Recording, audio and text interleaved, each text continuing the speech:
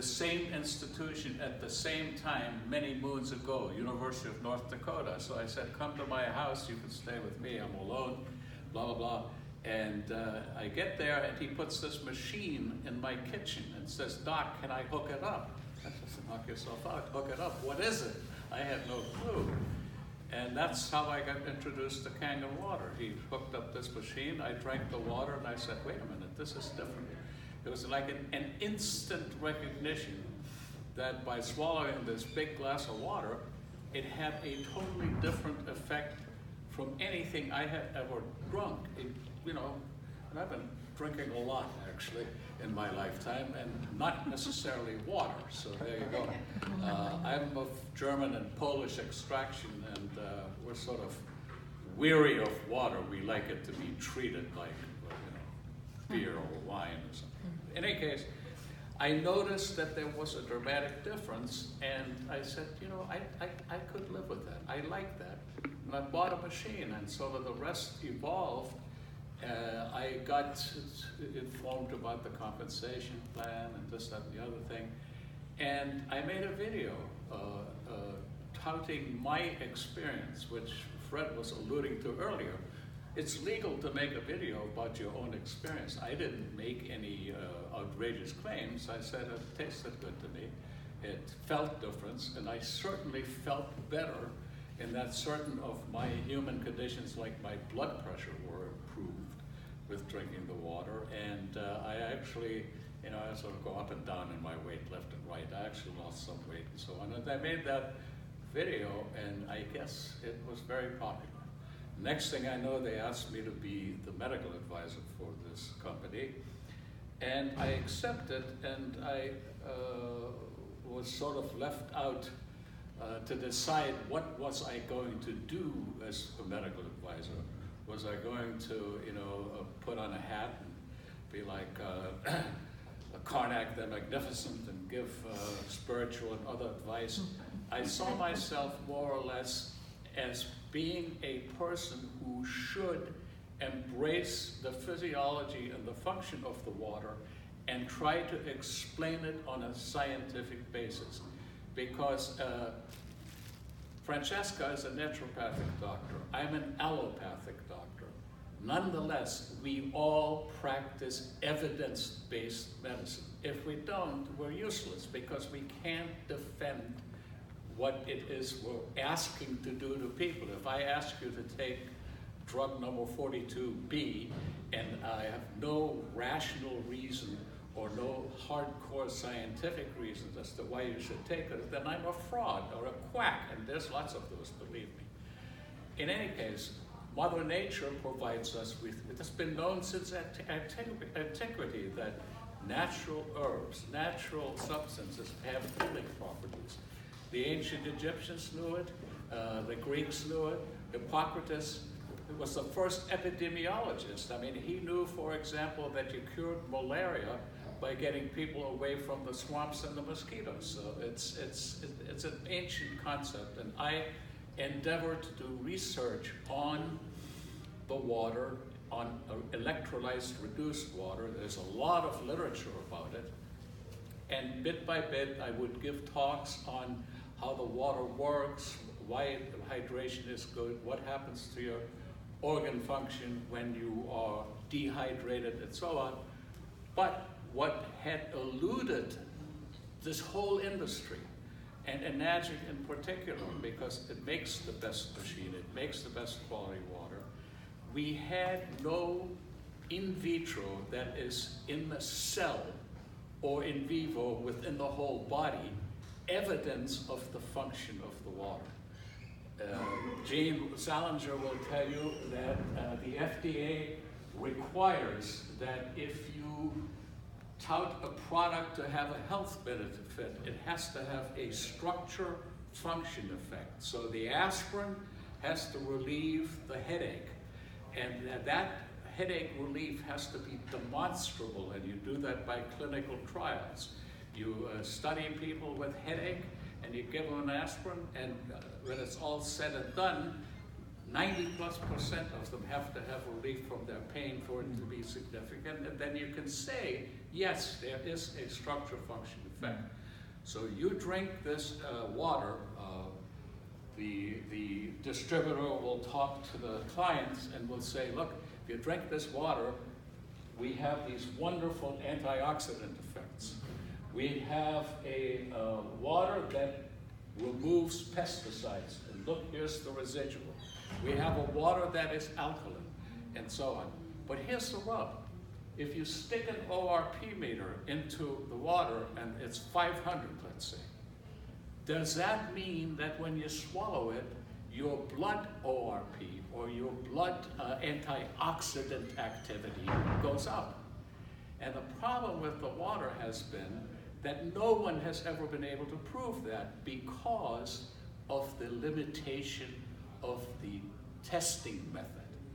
What I mean by that is when you have a colorless liquid, everything is water-based. The water is colorless. The reagents we use to measure antioxidant activity in the blood, so-called ORAC tests or so on, they do not register. They don't show any difference. So you're stuck. You said, test tube, yes. Inside the body, no. I was able to find, with the help of a lot of research and friends, this laboratory in Klamath Falls, Oregon. And the director of the laboratory is actually a highly trained lady who worked for McGill University in Montreal, Canada, for a long period of time, and has an impeccable record. And her passion is studying natural products for health benefits. And what she developed was a test that could measure antioxidants from anything, because it was a test that relied on living tissue culture antioxidant deprived red cells, kind of a big mouthful. But that experience caught my eye, that study caught my eye. I consulted the lady. Fred and I went and made several visits, and we proposed to Mr. Oshiro that for some short money, we would like to test human neutrophils and human red cells for antioxidant and anti-inflammatory activity using the water. We didn't have any idea if this is going to work or not, but lo and behold, the antioxidant activity was profoundly shown in red cell tissue culture and against tap water. The brown is the tap water. And this was consistently so. And at the same time, we were able to show that the inflammatory response was subdued when you incubated the Kangen water with neutrophils. Now, neutrophils cause inflammation when they're challenged. And here, the inflammation is reduced. The free radical formation is subdued. And as a result, we are able to say that the that the water is not just anti-inflammatory in tissue culture, but also antioxidant. We had a few words about inflammation.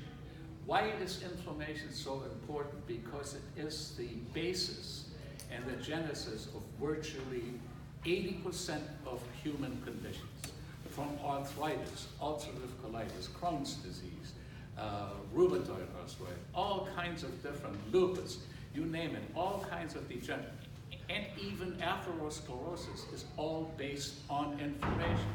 The inflammatory response in the artery to some shearing force or elevated lipids results in an injury locally to the artery. The anti-inflammatory response, the inflammatory response then goes and tries to clean all of this up, and as a result, plaques are formed, and the plaques get bigger, and over time, you have a coronary occlusion or a distal artery occlusion, all based on inflammation. There's no infection involved, it's inflammation.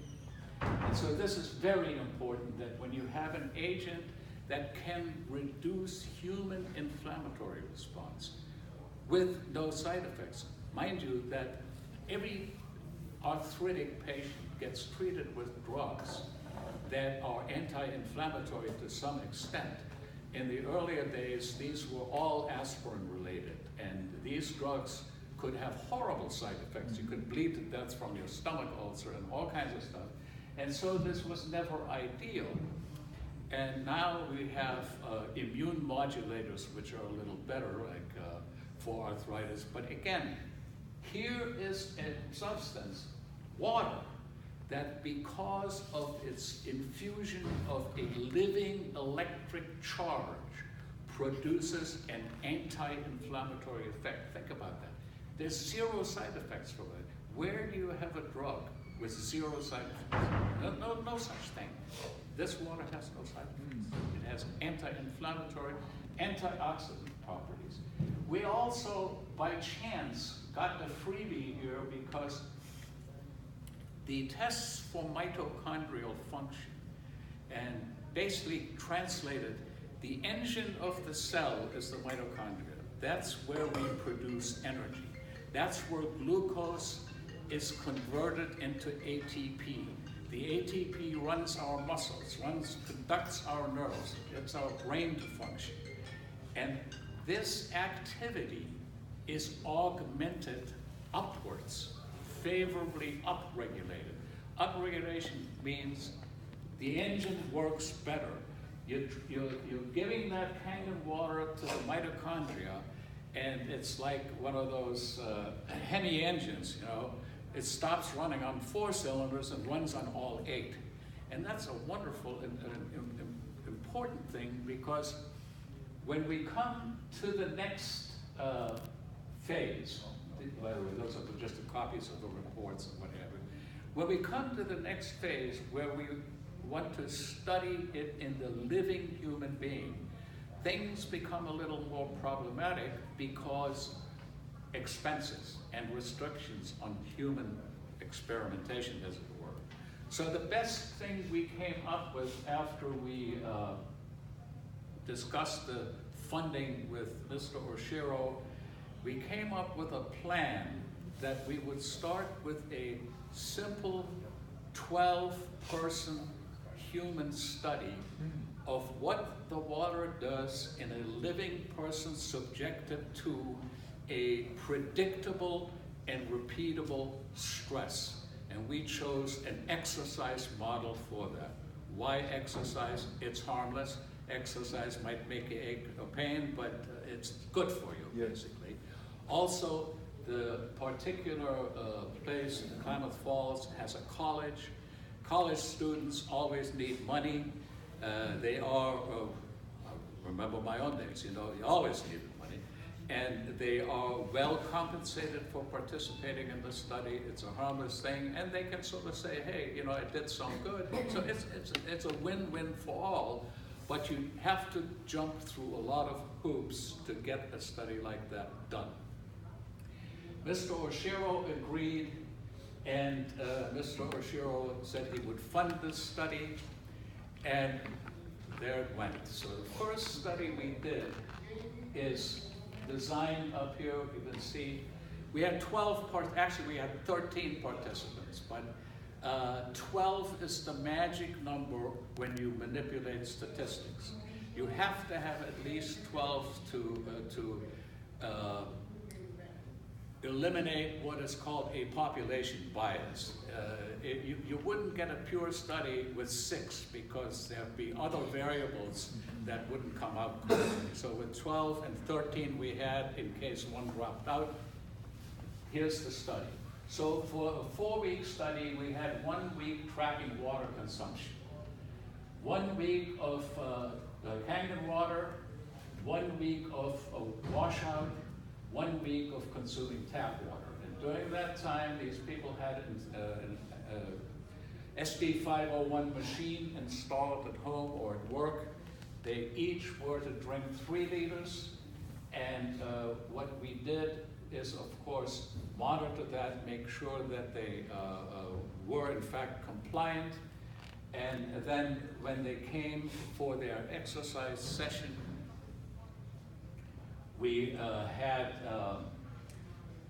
lengthy interview, they had a physical exam, they had blood tests, they were queried about consumption of alcohol and drugs 48 hours before, and so on. And then they actually underwent the study. In the meantime, we presented the Sky Lakes Medical Center Internal Review Board. You have to have an internal review board to be allowed to do a human study and register it with the National Institute of Health under the clinicaltrials.gov, and we have it in there registered. Now, what does that registration mean? Probably nothing to most people, except that unless the National Institute of Health allows you to register that study, it has to follow their guidelines and standards, which means if you don't measure up to those, you don't get anywhere. So the study was scientifically sound and valid and registered at clinicaltrials.gov. Here's the laboratory. They advertised the study locally, and people came. It was actually fairly quickly that we got enough people to do it. And so we basically had the clinic visit and went through what I mentioned before, the physical exam and everything else. And then we also did a psychological assessment. And feelings, pains, aches, they are subjective things. The person tells you what they are. But in order to be consistent, the American Psychiatric Association has protocols that are reproducible and solid, where you ask a series of questions of people, they're all the same, and you can expect that their answers are valid and that they would be different if certain things were changed. Like, the answers would be different if the Kangen water was different versus the regular water.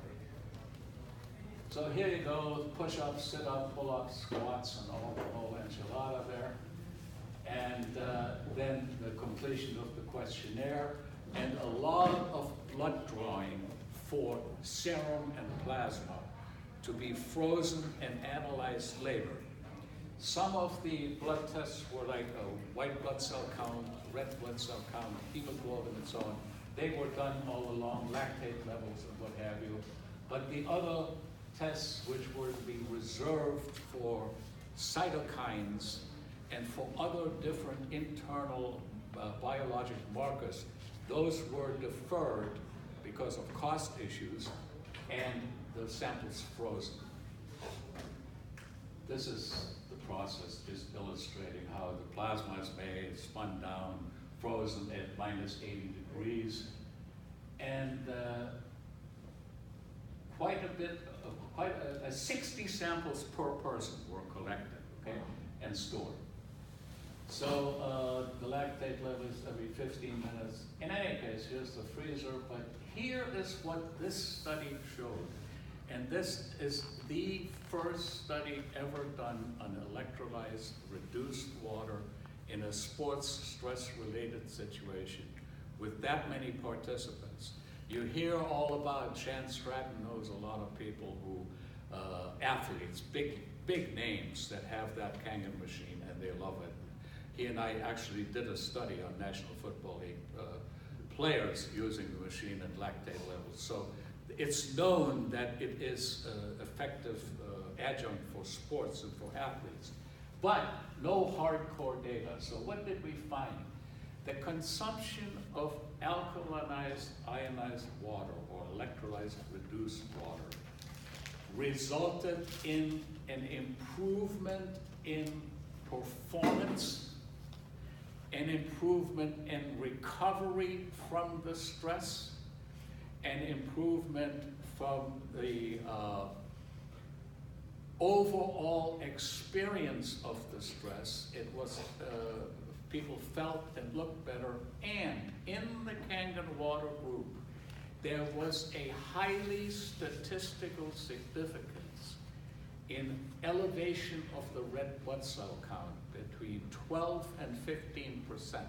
Now that's a huge number. Where did they get the red cell count elevation from? The only way they could have gotten it is because of the electric activity, this profound intracellular stimulation that the water produces.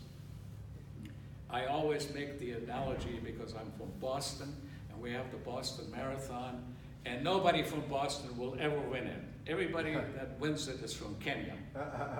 Because these guys, first of all, they're 6'4" tall, skinny as a rail, and they live naturally at 14,000 feet, and they train at 14,000 feet. When they come to sea level, man, they've got a hematocrit of 50.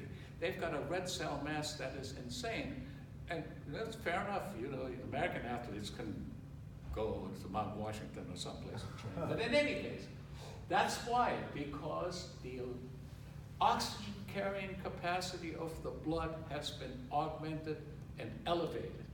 And also, at the same time, the number of inflammatory cells in the peripheral blood were reduced compared to the tap water group.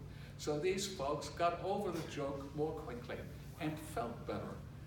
And finally, the psychology tests, the feeling that was imparted during the tests and after the tests and what have you, tap water versus Kangen was profoundly and statistically significantly different.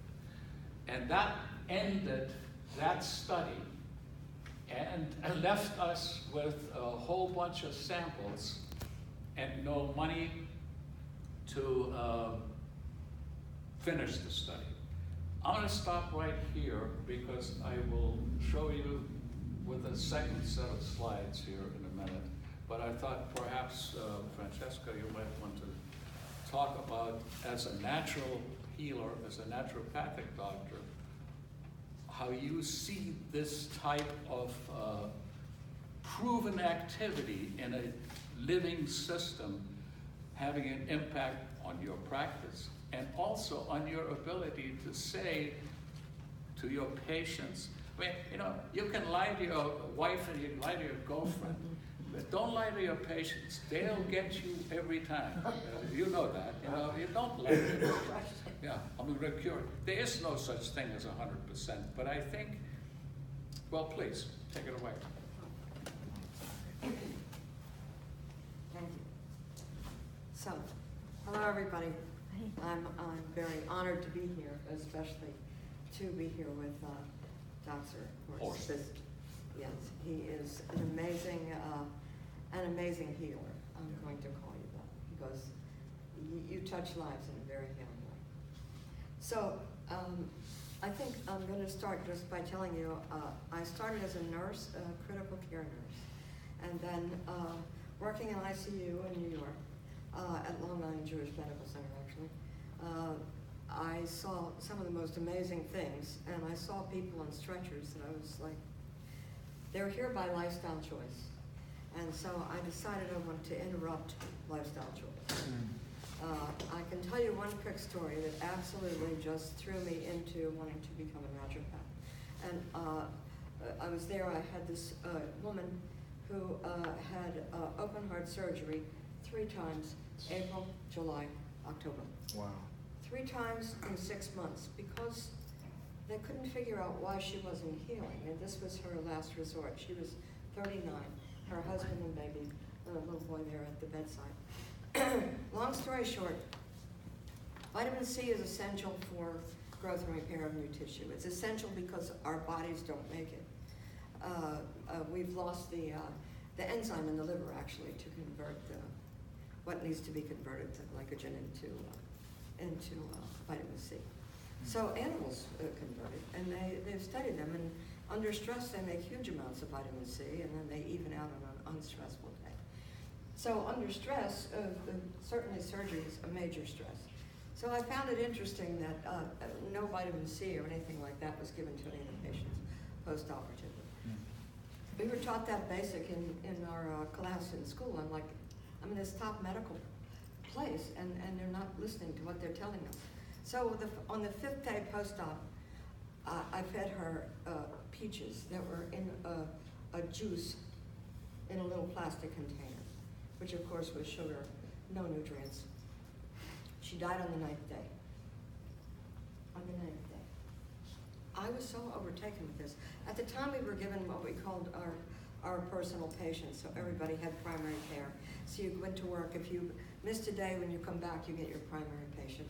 The doctor that was in charge in ICU wanted us to go into the surgery of our primaries whenever possible to observe the cardiac surgery so that we would also be able to anticipate needs they would have after seeing what happened to them. So, you know, I traveled with this woman on these 9 days, and I haven't forgotten her to this day. But I went down and saw the medical examiner. I said, I can't go home without knowing what happened to this lady. I mean, I can't go on and not really be able to figure this out. And he said, I will tell you what I'm writing on her death certificate if you tell me what you think it is. I said, yes, I think she died of malnutrition and scurvy. He said, you're 100% correct. Malnutrition and scurvy in a top medical school, in a top medical hospital in the United States. Well, that just, revved me up, and I went back to school and became a naturopath. And so I still work in the hospital before I moved to South Carolina, I was a nurse educator. And because I thought, I need to give back to nurses, and I would tell them, I'm going to tell you everything you need to know in the hospital and everything that you need to know that I know, that you need to know for your life, and, giving people healthy information for them to go on in their life. So that spurred me on in many ways. So my goal in being with this amazing company, I think, that drive brought me here. I'm honored to have this wonderful husband who is also got this amazing scientific mind. And we're both committed to helping people put their life together in a way that moves them forward. Especially, I get so many patients now that come to me that conventional medicine says, we don't know what to do with you. Or, there's nothing we can do for you. So I start with the basics. Yesterday, or 2 days ago before we flew here, I sat down with this interesting young man, and he asked me, what was the most important thing you tell people from the standpoint of their health? I said, I asked them what water they drink. He said, water? I said, yeah, water. I said, because they can do a lot of other things, and before I had the water, I did a lot of other things. But I see the impact of the healing with the water exponentially improved. So we had a long talk, but it was just, he got totally involved. He lives here, he's going to come here. He wants to get a water system, so wow. I hope that he follows through. But I think that the word that we give to people and the care that we give to them, let them know that there is hope, that your body has the ability to heal itself, but you have to give your body what it needs to heal itself. So we don't say that the water cures anything. The water is the way God made our body. Do you know that your body is the same percentage of water as is the earth? I found out was so fascinating. So we need a lot of water. It's 73.4% water, or thereabouts. And so that tells you that you need a lot of water. Your brain needs water. You become dehydrated in your brain when you're thirsty, you're already a dehydrated person. Mm-hmm. So I have a timer on my watch that my husband installed for me to remind me, because I get busy, to drink water. I have a grandbaby who was in a very detrimental situation, and he was going to have 5 hours or 5 months to live, and he's 10. He turned 10 in January. So I see walking miracles, and I stand for miracles. What looks like a miracle is a change in perception.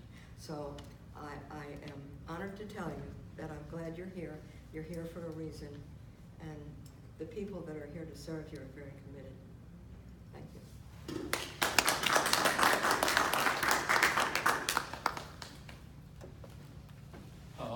Any questions right now before I go to part 2? Yeah. How long was the study again? Was it 13? Yeah. How long of time period? The whole study was about 6 weeks long, grand total. They're gathering all the people together and then getting them all on a schedule, which actually is pretty good for most of these studies. You know. I've never seen anything like that. Yeah. That's, Well, let me see the other thing here. did you know it? Maybe. I think I know it. Let me help the doctor, please.